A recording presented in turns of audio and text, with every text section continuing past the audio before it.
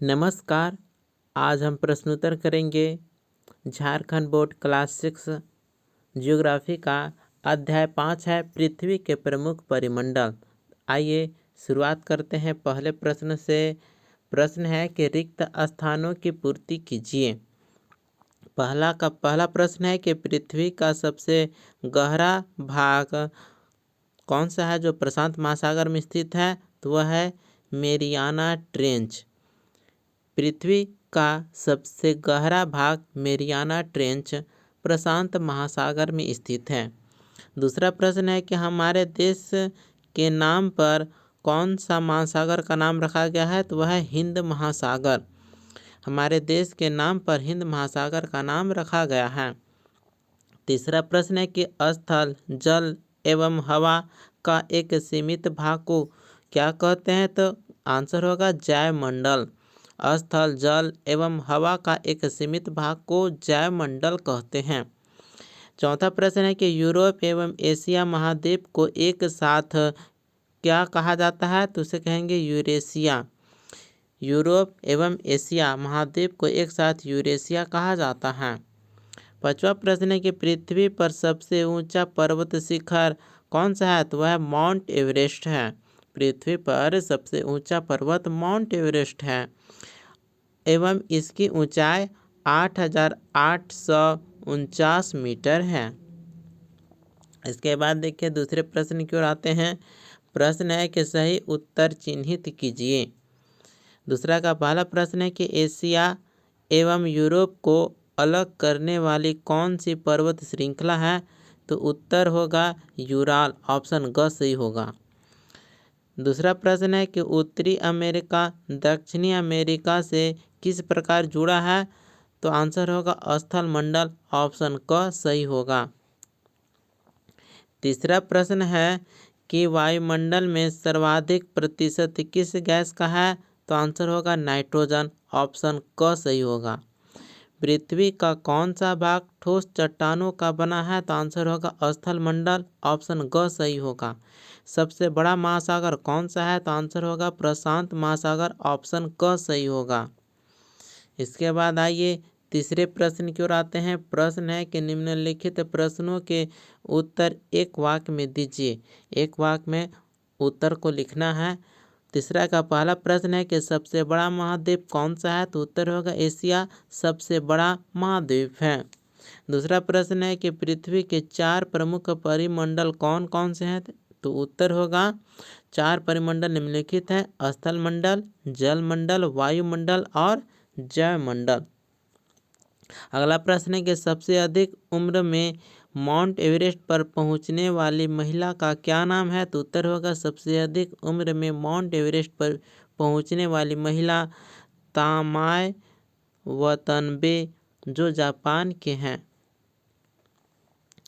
अब आते हैं चौथे प्रश्न की ओर। प्रश्न है कि दक्षिणी गोलार्ध में पूरी तरह से स्थित 2 महाद्वीपों के नाम लिखिए, तो उत्तर होगा अंटार्कटिका और ऑस्ट्रेलिया। ठीक है, तो दक्षिणी गोलार्ध में अंटार्कटिका और ऑस्ट्रेलिया 2 महाद्वीप हैं।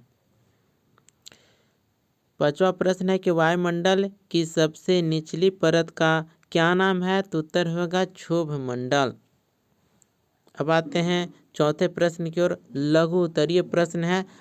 चौथा का पहला प्रश्न है कि वायुमंडल की विभिन्न परतें कौन कौन सी हैं, तो उत्तर होगा,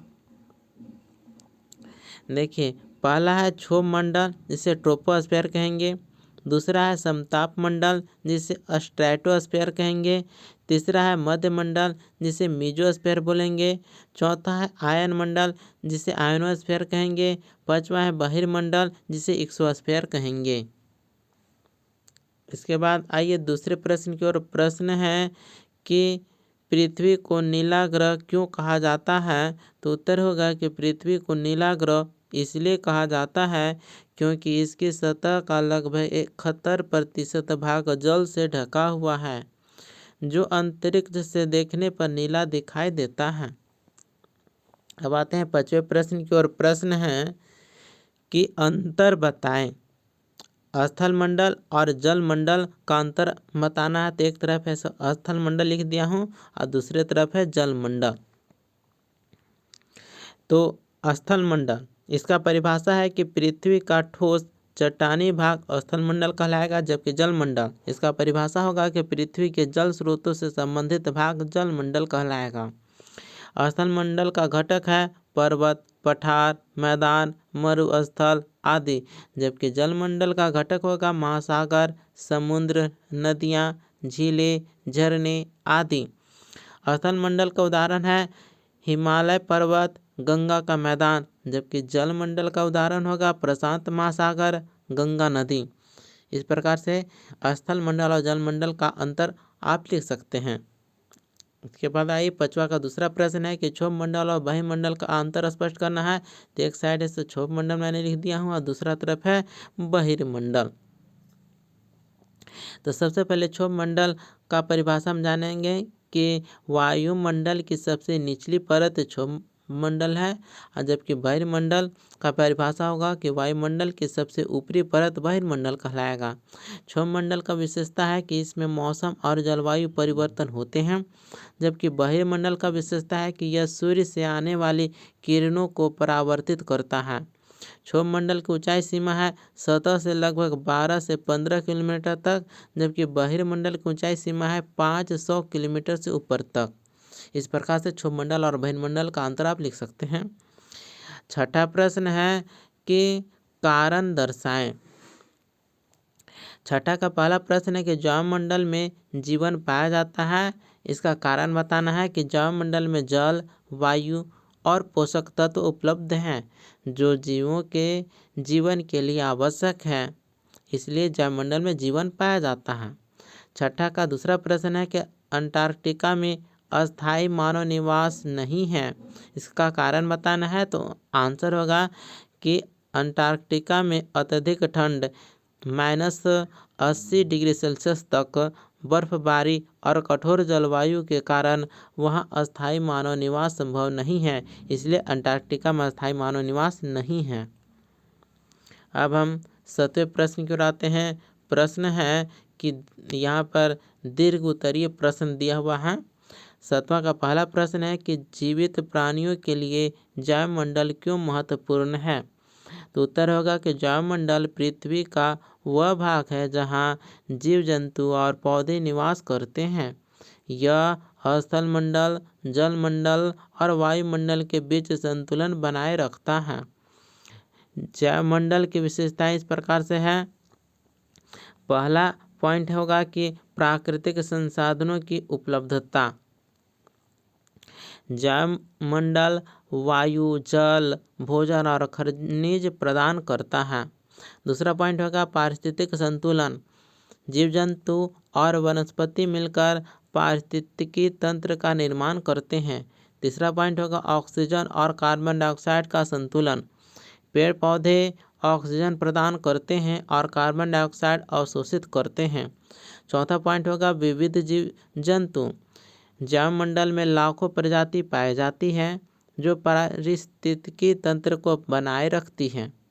इसका निष्कर्ष यही निकलता है कि जैवमंडल के बिना जीवन संभव नहीं है, क्योंकि यह जीवों के लिए आवश्यक सभी तत्व उपलब्ध कराता है। अब हम दूसरे प्रश्न की ओर आते हैं। प्रश्न है कि स्थल मंडल एवं जल मंडल के वितरण को स्पष्ट करें। इसे दीर्घ उत्तरीय प्रश्न है तो लंबा उत्तर देना होगा। उत्तर होगा कि स्थल मंडल और जल मंडल दोनों को है सो डिस्क्राइब करेंगे। सबसे पहले स्थल मंडल को डिस्क्राइब करेंगे। स्थल मंडल पृथ्वी का लगभग 29% भाग स्थल मंडल है, जिसमें महाद्वीप, पर्वत, पठार और मैदान शामिल हैं। इसमें 7 महाद्वीप हैं: एशिया, अफ्रीका, उत्तरी अमेरिका, दक्षिणी अमेरिका, अंटार्कटिका, यूरोप और ऑस्ट्रेलिया। अब हम जलमंडल के बारे में जानेंगे कि जलमंडल पृथ्वी का लगभग 71% भाग जलमंडल से ढका हुआ है। दूसरा पॉइंट होगा कि इसमें महासागर, समुद्र, नदियाँ, झीलें, भूमिगत जल और हिमखंड शामिल हैं। जल मंडल के मुख्य 5 महासागर हैं: प्रशांत महासागर, अटलांटिक महासागर, हिंद महासागर, आर्कटिक महासागर और दक्षिणी महासागर। इसका निष्कर्ष ये निकलता है कि पृथ्वी पर जीवन के लिए स्थल मंडल और जल मंडल दोनों महत्वपूर्ण हैं।